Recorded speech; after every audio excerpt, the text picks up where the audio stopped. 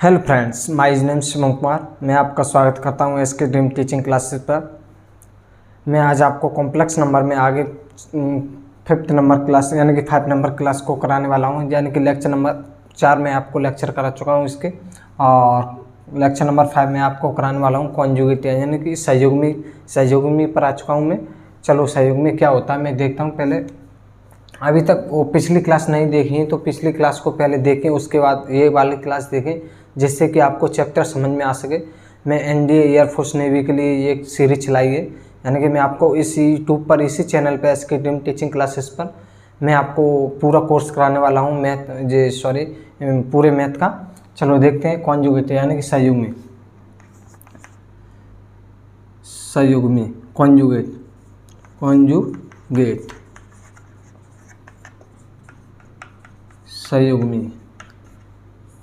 सहयुग्मी क्या होता है। इसमें ये कोई कॉम्प्लेक्स नंबर दे दिया जाएगा, जैसे कि मेरे पास कोई ये कॉम्प्लेक्स नंबर है z बराबर के x प्लस के आई बाई x प्लस के आई को यानी कि आयोटा बोलते हैं, x प्लस के आई आयोटा भाई यानी कि इमेजिनरी पार्ट को नेगेटिव कर दिया जाता है, इसका सहयुग्मी ये हो जाता है। ठीक है, ये आपका सहयुग्मी हो जाता है। जैसे मैं आपको कोई क्वेश्चन देता हूँ, जैसे z बराबर के मैंने 3 प्लस के 4i लिया यानी कि 4 आयोटा लिया, तो इसका सहयुग्मी क्या हो जाएगा, जेड पे बार लगाते समय 3 माइनस के 4 आयोटा हो जाएगा। ठीक, ये आपका आंसर हो जाएगा।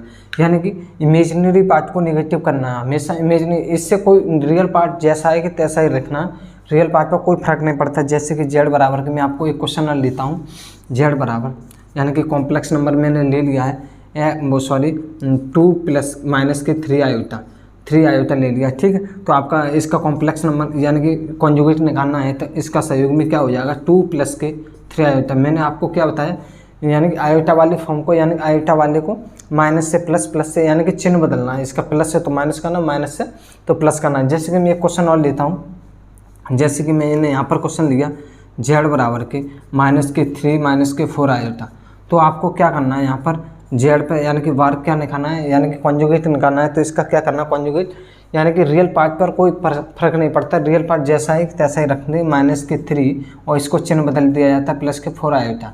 इस तरीके ये कॉन्जुगेट होता है, ये कॉन्जुगेट था। ठीक है, इस तरीके कॉन्जुगेट किया जाता है, बहुत ही सिंपल तरीके से मैंने आपको बताया, बहुत ही सिंपल ही होता है। चलो देखते हैं आगे मैं चलता हूँ। अब आगे यही थोड़ा कल रह जाता है आगे, अब मैं आपको लेके चलता हूँ लॉकस बिंद पर। यानी कि लॉकस बिंद से पहले मैं आपको आयलर फॉर्म बताने वाला हूँ। आयलर फॉर्म क्या होती है, एक्सपोनेंशियल फॉर्म के बारे में, आयलर फॉर्म के बारे में बताने वाला हूँ। चलो देखते हैं। ये था सहयुग्मी कॉन्जुगेट इस तरीके से याद है, कोई कॉम्प्लेक्स नंबर दे दिया जाता है आपको, तो उसका कॉम्प्लेक्स कॉन्जुगेट करने के लिए उस पर बार लगाते हैं, उसका जो आयोटा वाली फॉर्म होती है उसको नेगेटिव कर दिया जाता है। चलो देखते हैं एक्सपोनेंशियल फॉर्म यानी कि आयलर फॉर्म कैसे क्या होता है वो बताने वाला हूँ। इसे आयलर फॉर्म भी कहते हैं, यूलर फॉर्म भी कहते हैं, कुछ भी कह सकते हो। आयलर फॉर्म या यूलर फॉर्म भी कहते हैं, यूलर फॉर्म कुछ भी कह सकते हो। ठीक, यूलर फॉर्म क्या होती है, जिसमें कि यूलर फॉर्म होती है, आपने ये पढ़ा होगा, जैसे e⁻ आयोटा थीटा ये किसके बराबर होता है, जैसे कि कॉस थीटा। मैंने आपको वो ध्रुवीय रूप बताया था, कॉस थीटा प्लस के आयोटा साइन थीटा। ये था आयलर फॉर्म, यानी कि यूलर फॉर्म ये होती है e⁻i यानी कि आयोटा थीटा होता है, जो भी यहाँ पर एंगल होता है वही यहाँ पर एंगल आ जाता है, जो भी यहाँ एंगल होता है वही यहाँ पर एंगल आ जाता है। जैसे कि मैंने अगर यहाँ पर माइनस के लगा दिया तो यहाँ पर एंगल में भी माइनस लग जाता है। जैसे कि इसी चीज़ को ये यूलर फॉर्म होता है ये, तो आपको यहाँ पर मैंने e⁻−i थीटा कर दिया, तो आपको क्या करना है, इससे कोण भी थीटा में कर दिया जाता है, माइनस के थीटा प्लस के आई साइन माइनस के थीटा। अब आपको त्रिकोणमिति फॉर्म मालूम होगी, यानी कि कॉस के अंदर थीटा छिपा लिया जाता है, यानी कि कॉस में माइनस को छिपा लिया जाता है। तो क्या करना है यहाँ पर, इससे ये तो छिपा लेगा कॉस थीटा, पर इससे ये नहीं छिपाता है, तो इसको बाहर निकाल देते हैं आई साइन थीटा। यानी कि अगर e⁻−i थीटा दिया जाता है तो इसका रूप ये होता है। ठीक है, अगर कहीं पर जो ये चीज़ लिख के आ जाए तो उसकी जगह हम आपको यूलर फॉर्म में ये लिख सकते हैं, यानी कि कॉस थीटा माइनस के आई साइन थीटा कहीं पर लिखी आपको दिखती है तो आप इसकी जगह क्या लिख सकते हो, e to the power i minus के आई थीटा लिख सकते हो, या इसकी जगह ये लिख सकते हो। जैसे कि एक क्वेश्चन में लेता हूँ, इसी में जैसे मैंने अभी आपको बताया जो भी एंगल होता है वही एंगल यहाँ पहुँच जाता है। जैसे कि मैं लेता हूँ यहाँ पर e to the power 2 theta, e to the power 2 theta, तो कॉस 2 थीटा प्लस के आई साइन 2 थीटा। ठीक, मैंने अभी आपको क्या बताया, फिर से बता देता हूँ। जो भी angle e to the power theta पर होती है, यानी कि आई थीटा लिखेंगे यहाँ पर, जो भी एंगल यानी कि ई टू द पावर जो भी एंगल होता है वो एंगल यहाँ पर शिफ्ट कर दिया जाता है। जो कुछ भी हो, माइनस के थीटा हो या थीटा को 2 थीटा हो या 4 थीटा 8 थीटा, कोई भी चीज़ हो वो आपको यहाँ पर शिफ्ट कर देनी है। ये थी आपकी यूलर फॉर्म, यानी यूलर फॉर्म भी बोल सकते हो, आयलर फॉर्म भी बोल सकते हो।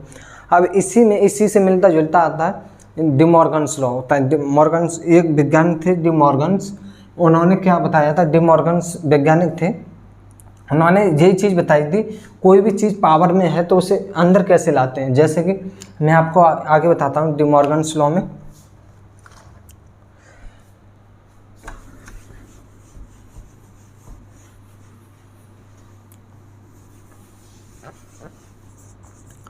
एक डी मॉर्गन वैज्ञानिक थे, उन्होंने क्या बताया था, जैसे कि कोई भी कॉम्प्लेक्स नंबर यूलर फॉर्म दिया जाता है। जैसे कि मैंने कोई कॉम्प्लेक्स नंबर ध्रुवीय रूप लिख लिया कॉस थीटा प्लस के i sine theta, I sine theta लिख लिया, इस पर होती है एन, इस पर पावर क्या होती है एन। अब इसको क्या यूलर फॉर्म में मैंने अभी बताया था आपको क्या करना है, जे वाली जो भी पावर होती है इसे अंदर शिफ्ट कर दिया। यानी कि डी मॉर्गन फॉर्म ने, यानी कि डी मॉर्गन वैज्ञानिक थे, उन्होंने बताया था जो भी पावर हो उसे अंदर शिफ्ट कर दिया जाए। जैसे कि पावर एन है तो इसको अंदर शिफ्ट कैसे करोगे, कॉस एन थीटा प्लस के आई साइन एन थीटा, यानी कि जो भी पावर होती है इसे अंदर शिफ्ट कर दिया जाता है। ये आपका आंसर हो जाता है। ठीक है, जैसे कि इसे यूलर फॉर्म में कैसे लिखोगे, यूलर फॉर्म में मैंने क्या बताया था, यूलर फॉर्म में लिखने के लिए आई जो भी एंगल होता है वो एंगल यहाँ पर लिख दिया जाता है। जैसे अब ये चीज़ यूलर फॉर्म में लिखी, यानी कि यूलर फॉर्म और डी मॉर्गन वैज्ञानिक ने एक ही चीज़ बताई थी, फर्क इतना था, इन्हें पावर में बताया था, इन्हें एंगल में बताया था, बस यही चीज़ था। चलो देखते हैं आगे। अब मैं आपको क्यूब रूट्स के बारे में बताने वाला हूँ, यानी कि ओमेगा के बारे में क्या होता है। Cube roots of unity, cube roots of unity, यानी कि जैसे स्क्वायर रूट्स ऑफ वर्गमूल बताया था मैंने अभी आपको पिछली क्लास में, इससे पिछली वाली क्लास में, ऐसे ही क्यूब रूट्स ऑफ यूनिटी होता है। जैसे कि एक्स पे पावर 3 बराबर, एक्स पावर 3 बराबर के बन है। ठीक, एक्स पावर 3 बराबर के बन है। अब एक्स को इधर मतलब बन को इधर लाते हैं तो क्या हो जाता है, बन को इधर लाओगे यानी कि जितनी पावर होती है उतने ही मान निकलते हैं। एक्स की पावर इधर लाओगे, एक्स क्यू माइनस के 1 बराबर के 0। अब इसे खोल सकते हो, यानी कि ए का क्यू माइनस के बी का क्यू, ये वाला फार्मूला बनता है ए क्यू माइनस के बी क्यू वाला फार्मूला। तो आपको यहाँ पर खोलना है तो क्या करोगे, ए माइनस के 1, ठीक, ए माइनस के 1 एक्स का स्क्वायर प्लस के 1 प्लस के एक्स, यही होता है। तो अब अगर एक्स इसके बराबर 0 के बराबर करना है, यहाँ से 3 वैल्यू निकलेंगे, यहाँ से 3 वैल्यू ऐसे निकलेंगे। इसको एक्स पहले एक्स माइनस के 1 को बराबर 0 के करोगे तो एक्स बराबर के कितनी 1, यानी कि एक वैल्यू निकलती है 1। अब दूसरी वैल्यू निकलेगी, एक ओमेगा वैल्यू निकलती है। इसको सॉल्व करोगे द्रोणाचार्य वाला फार्मूला लगाने से इसकी 2 वैल्यू निकलती हैं। इस 2 वैल्यू कौन सी निकलेगी, एक ओमेगा निकलेगी, एक ओमेगा स्क्वायर निकलेगी। ओमेगा की वैल्यू क्या आती है, मैंने ओमेगा और ओमेगा स्क्वायर की वैल्यू निकलती हैं, जैसे कि यहाँ से बताता हूँ मैं। ओमेगा की वैल्यू निकलती है माइनस के 1 प्लस माइनस के √3 ओमेगा अपॉन के 3 आयोटा √3 आयोटा अपॉन के 2, और ओमेगा स्क्वायर की वैल्यू निकलती है माइनस के 1 माइनस के 3 √ आयोटा अपॉन के 2। जे ओमेगा यानी कि एक वैल्यू जे निकली, एक ओमेगा जे निकला, ओमेगा स्क्वायर जे निकला, ठीक है। 3 वैल्यू निकलती है इस चीज़ को सॉल्व करने से। इस चीज़ को सॉल्व करने से ये ओमेगा की फॉर्म निकलती है। ये तो क्यूब रूट्स ऑफ यूनिटी के बारे में बताया था। अब मैं आपकी इसकी प्रॉपर्टी बताता हूँ। जैसे आयोटा की प्रॉपर्टी थी इसी तरीके से ओमेगा की प्रॉपर्टी है। चलो देखते हैं, जैसे कि इसे द्रोणाचार्य वाला फार्मूला लगाते हैं, यानी कि इसमें कौन सा फार्मूला, माइनस के 1 माइनस के b प्लस माइनस के b² माइनस के 4ac/2a, ये वाला फार्मूला लगाने से आपको ये सब चीज़ निकल के आ जाएगी। ठीक है, चलो देखते हैं। अब मैं आपको इससे मतलब प्रॉपर्टी बताने वाला हूँ, इसकी ओमेगा की प्रॉपर्टी क्या होती है। चलो, जैसे मैंने आयोटा की फॉर्म में बताया था, आयोटा पावर आयोटा पावर 1 हो तब क्या होता है, आयोटा पावर 2 हो तब क्या करते हैं, आयोटा पावर 3 हो तब हम क्या करते हैं। ऐसे ओमेगा एक प्रॉपर्टी क्या होती है, ओमेगा प्लस के ओमेगा स्क्वायर, ओमेगा 1 प्लस के ओमेगा स्क्वायर बराबर के क्या होता है, 0। ठीक, ये तो आपको याद रखना, 1 प्लस के ओमेगा स्क्वायर क्या होता है, 1 0। ठीक, 0 होता है। तो आपको यहाँ से क्या निकालना, और ओमेगा क्यू की वैल्यू कितनी होती है, 1। ओमेगा क्यू की वैल्यू कितनी होती है, 1। जैसे मैंने आपको क्वेश्चन दिया है ओमेगा पावर 43 दिया, तो इसमें क्या करना है, ओमेगा की पावर 43 दिया करना है। तो इसको सॉल्व कैसे करोगे, इसको सॉल्व करना है तुम्हें, यानी कि सिंपली करना है। तो आपको क्या करना है, मैंने आयोटा के फॉर्म में मैंने आपको बताया था, आयोटा पावर 4 कितनी होती है, 1। इसी तरीके तब वहाँ पर क्या करते थे, 4 से भाग दिया जाता था किसी भी संख्या में। अब यहाँ पर आयोटा पावर 3 है, तो इसमें किससे भाग देंगे, 3 से। अगर मैं इसे 3 से भाग देता हूँ तो कितने बार कटता है, 14 बार कट जाएगा। तो यानी कि ओमेगा 14 थी 42 होता है, ख्याल रिमाइंडर क्या बचेगा, ओमेगा, यानी कि 1 पावर बचेगी, तो यानी कि ओमेगा। इसका आंसर क्या आ जाएगा, ओमेगा। जैसे कि अगला क्वेश्चन में बताता हूँ ओमेगा के में, जैसे कि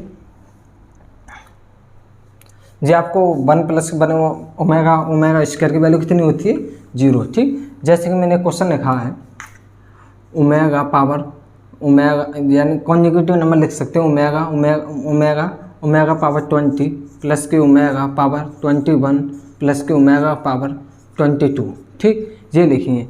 अब आप इसको सॉल्व करोगे तो इसका आंसर कितना आएगा, ये देखते हैं।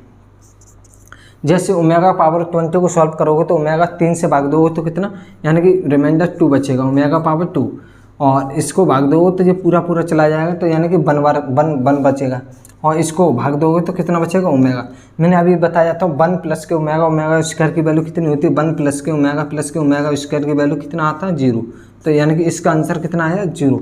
इस पूरी फॉर्म कोई भी 3 कॉन्जुगेटिव नंबर ले लिए जाते हैं तो उसका मान कितना होता है, 0 होता है। ठीक है, ऐसे आयोटा वाली फॉर्म में बताइए, उसमें कोई 4 नंबर कॉन्जुगेटिव लिए जाते हैं तो उसका मान कितना हो जाता है, 0। इसमें 3 कॉन्जुगेटिव नंबर लिए जाते हैं तो इससे मान लीजिए 0 हो जाता है। ये तो ओमेगा के बारे में था। जैसे कि एक सिग्मा के फॉर्म में बता देता हूँ इसका क्वेश्चन क्या होता है। जैसे कि क्वेश्चन है मेरा एक सिग्मा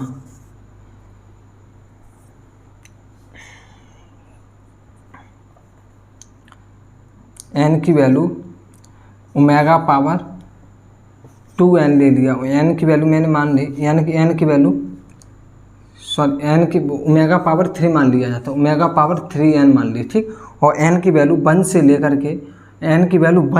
के ओमेगा, और एन की वैल्यू कहाँ तक लेनी है आपको, 30 तक। ठीक, ओमेगा की वैल्यू कहाँ तक लेनी है, 1 से लेकर के 30 तक लेनी है। तो सिग्मा का मतलब क्या होता है, प्लस करना। अगर मैं एक वैल्यू यानी कि एन की वैल्यू यहाँ पर 1 रखेंगे तो कितना आएगा, ओमेगा पावर 3। अगर 2 रखेंगे तो ओमेगा पावर कितनी आ जाएगी, 6। अगर 3 रखेंगे ओमेगा पावर कितनी आ जाएगी, 9। अब आपको ऐसे ही देखते रहना कहाँ तक जाना है। अगर लास्ट वाली वैल्यू रखते, अगर ओमेगा की जगह हम कितने एन की जगह हम कितने लिखें, एन की जगह अगर मैंने लिखा 30 तो कितना बन जाएगा, यानी कि ओमेगा पावर 19 बन जाएगा। ठीक, अब आपको ये देखना, ये सभी 3 के मल्टीपल बनने, 3 के मल्टीपल बनने का कारण मतलब यानी कि ये भी जितनी भी वैल्यू आएंगी सब एक एक आएगी, यानी कि ओमेगा पावर 3 का मान कितना होता है, यानी कि कोई भी चीज़ है अगर ओमेगा पावर मल्टीपल में आता है, 3 के मल्टीपल में आता है तो उसका मान कितना आता है, 1। ये सब 3 के मल्टीपल में जा रहे हैं तो इसका मान देखो, इसका मान भी 1 होगा, इसका मान भी 1 होगा, इसका मान भी 1 होगा। इस तरीके से कितने आंसर आ जाएंगे, 1 2 3 4, इसी तरीके 3 से भाग दोगे तो इसमें कितने बार चलेगा, 30 बार। तो इसका आंसर कितना आ जाएगा, यानी कि इसका आंसर आ जाएगा 30। समझ में आए, यानी कि 3 का मल्टीपल बनना, जितने भी 3 के मल्टीपल बनेंगे उसके ओमेगा पावर 3 का मल्टीपल का मान कितना होता है, 1 होता है। तो यानी कि कितने पद बनेंगे, यानी कि मेरी नंबर ऑफ टर्म्स बनेंगे 13 बनेंगे, 30 बनेंगे। तो आपको आंसर कितना करना है, 1 सबका 1 बनेगा, तो आंसर आ जाएगा मेरा 3। ये थे क्यूब रूट्स ऑफ यूनिटी के बारे में। और इसमें थोड़ा सा चैप्टर रह गया है, यानी कि 10-15 मिनट का एक थोड़ा रस रह गया, मैं अगले वीडियो में बनाऊंगा। और वीडियो कैसी लगी तो वीडियो कमेंट में ज़रूर बताना। और अभी तक चैनल को सब्सक्राइब नहीं किया तो चैनल को सब्सक्राइब करें इसी तरह की वीडियो को देखने के लिए। जय हिंद, जय भारत।